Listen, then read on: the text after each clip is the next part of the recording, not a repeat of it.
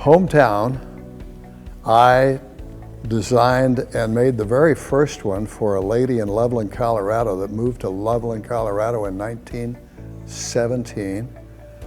Her parents moved there from Kansas because her father had tuberculosis.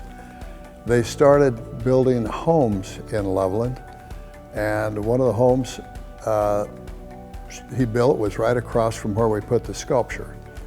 But as I was working on it, I hired a couple of kids I went to school with here in Holdrege, the Johnstons, Bobby and Peggy, and they modeled for me, and I didn't realize it, so the way I designed it, I set them up and I put the plans, the house plans, in Bob's hand, and then Peggy grabbed his hand and kind of holding it with him, and there's a little lunchbox next to it. But then I noticed that when Peggy grabbed the other side of the plans, Bob put his hand back here and Peggy put her hand back there, and if you walk around the sculpture, you'll see them, the whole piece, you can see the whole piece, but the sculpture itself, you walk around and you'll see their hands, they're holding hands, and that makes the whole piece for me. That's my favorite part of the sculpture. So I hope you enjoy it.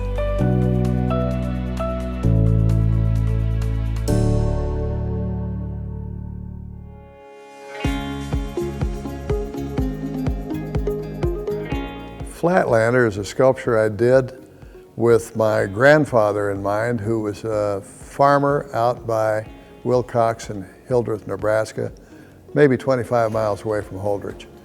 But I remember he had a great smile, and he always wore an old floppy hat, and so I did him leaning on his side.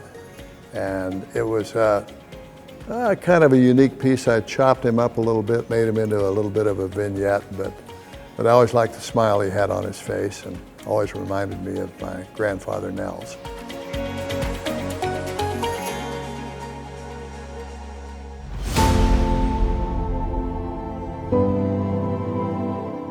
Old Friends is a sculpture I started, and I saw this guy when I lived in Italy. He fed pigeons every day down in the main square where Michelangelo's David was. So I took a picture of him, and he never really looked like that, but I decided to do him standing up, looking up at the pigeons, and he has got pigeons on his head and all over his hands, and if you've ever fed pigeons, you don't want to do that. But anyway, he had a bag full of corn or pigeon seed, whatever he was feeding them. But anyway, the Old Friends, it became a pretty popular piece, and I ended up doing him life-size.